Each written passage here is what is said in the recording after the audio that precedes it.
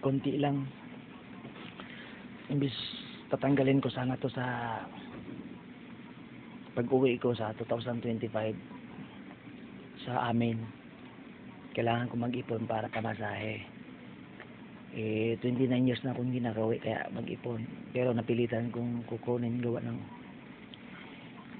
daming humingi ng tulong, pambili din ng gamot sa pamilya ko. Kaya kinuha ko na lang.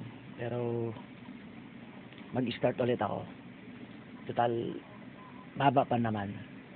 2025 April, mahal na araw ko uwi doon para mayroon akong bakasyon na 10 days.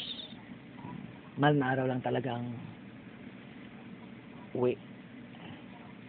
Kasi pag ibang buwan, maiksi lang na ibigay sa akin na bakasyon or leave.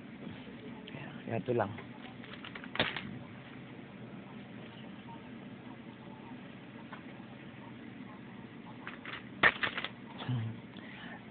No choice talaga. May nag-chat sa akin, hingi ng tulong. Hindi naman din ako makatiis.